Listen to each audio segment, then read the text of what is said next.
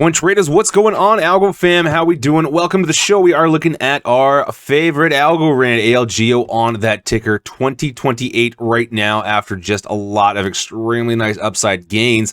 And we're going to be talking about what's next.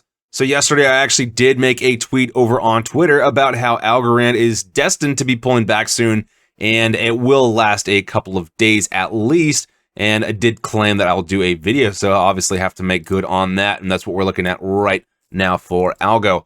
So specifically, I do want to focus mostly on the 2-day chart right now because everyone knows, hopefully anyway, that I do love the 2-day chart, especially for analysis on the crypto because it is so relevant and there are so many indicators and things like that that just work on the 2-day. So specifically, one of the first things that I want to talk about is after a week and a half of just nice upside continuously, we are definitely due because if you can count, we are looking at 7 plus the additional 7 bars of upside continuous candles on this 2-day chart. And if we actually zoom in, then the important thing to note is that each high and each low is actually a higher low that we've been setting this whole time. So each 2-day candle has been forming a higher low over the previous 2-day candle. So we have seen nothing but continuous upside. This is not sustainable and we need to pull back eventually at some point.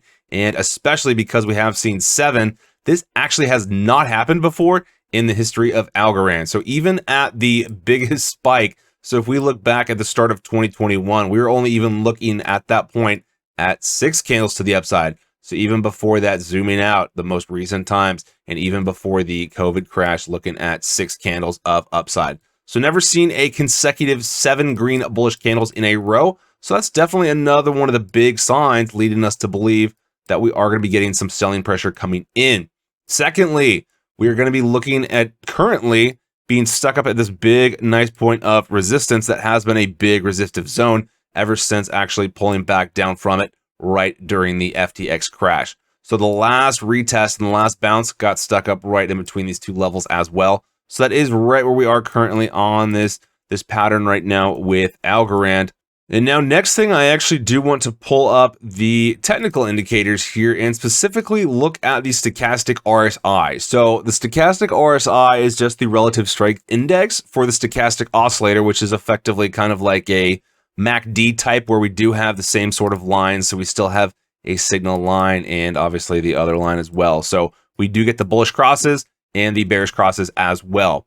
So specifically in this chart, I do want to talk about how we are looking extremely overextended, smashed up against the top right at the 100 line on this stochastic RSI. So if we zoom out and actually look at every single time that we have gotten a bearish cross, it's always led to a bit of a pullback. So even the most recent time that we were smashed up and overextended over the 80 line, just below the 100, had our bearish cross, and that did signal and trigger the next downside action. Prior to that was back in September, same sort of thing. Had our top, bearish cross, ended up pulling back. Before that, bearish cross, pulled back. So you can see that every single time on this 2-day, we have had a bearish cross when we have been over the 80 line. It has led to a pullback. And so the pullback has been in line with how far over this 80 line it is. So typically, like you can see, for example, this most recent one here, not that far over the 80 line, and it was a little bit smaller of a pullback. But even still, every single time that we were looking at pullback on this stochastic RSI. So we're looking at that being a very big key and relevant indication that that is likely still going to be playing out. So we have multiple factors so far to consider right now. And then so another indication that I want to talk about, and this is actually an indicator that I've been liking and using recently, it's actually called the Connors RSI. So we'll do a deep dive into this RSI a little bit later, but just want to point out right now how every single time we are above the 90 line, and specifically looking at the last couple of times, we've seen a test of this on the Connors RSI. We had that pullback. So right before we hit this level, and that was our top before pulling back. Also, we having the FTX flush didn't help, but still nonetheless, you can see the previous time before that ran up to that level and then pulled back. Previous time ran up to that level, we saw a pullback. So this is another good indication that we're going to be using. And so keep in mind too, that because this is the 2-day chart, that actually does mean that it will take 2 days to form a whole candle. So it will take some time in order to actually get this pullback. So Expectations for that are to happen soon. That's not a guarantee that we won't see another 8th day of upside move, especially if Bitcoin continues to have another good side move as well. So we're going to talk about what needs to happen in order for us to actually confirm that we are seeing the temporary top end trend and that we are going to be experiencing. But we know it's going to come soon. And keep in mind that financial markets always perform the way they're supposed to, just never when they're supposed to. So we know that the signals are strong, that we're going to be seeing a retracement soon, but just obviously no indication of specifically when, since timelines are usually the hardest thing to nail in technical analysis.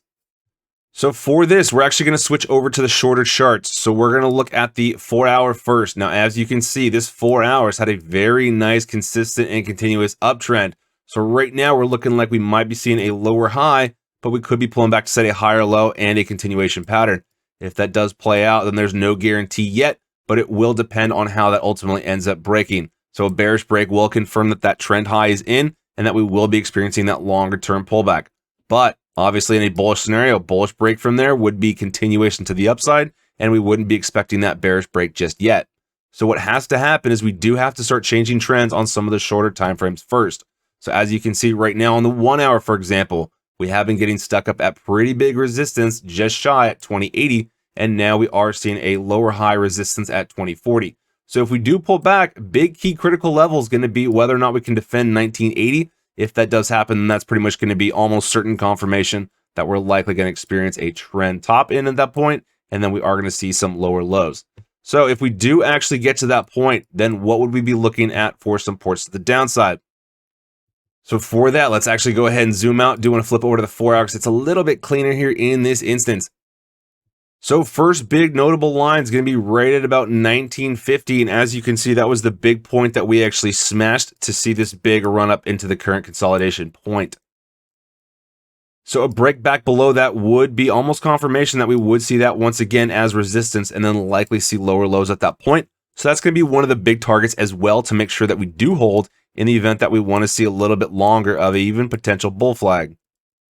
Next support level below that, though, is going to be just above 19 at about 1910. So as you can see, that was a very big point of prior resistance and then also support once we broke it before seeing our current trend high right now.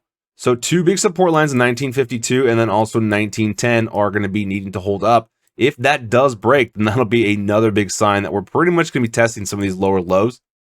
Because then ultimately at that point, that would be a test of a trend low. And for that, we would actually be looking at prices coming in right around 1806, so just above 18. So as you can see, big support looking left, big resistance, and then also big support. So an extremely relevant line to be looking out for as well. Holding a higher low above that is extremely essential since that was the most recent critical pullback that the bears did experience. So a defense on top of that level would absolutely be critical if the bulls did want to experience a further greater uptrend. Otherwise, what happens if we do break below that is pretty much we are going to solidify that this is going to be our trend high that is coming in and that we will be experiencing another retest, likely of the 16-cent level, since it will be difficult to actually maintain a higher high. And then ultimately, we will be looking at lower lows as well on the mini trend down to the low of support right now, right down at 16. So let's go ahead and flip over into the daily because if we want to look at some Fibonacci's here, plenty to talk about. So the most recent bounce that we had right around 25 cents down to the low is actually pointing that we have gotten stuck up at the 50% retracement at 2052 as being our high. Now, if we actually want to extend the retracement pattern up to the previous trend high right at about 31 cents, then you can see the current patterns are getting stuck up right now in between the 38.2 and the 23.6, which is typically that target to confirm that a bounce is essential, but also that you're likely going to be experiencing a little bit of a reversal pattern in that instance.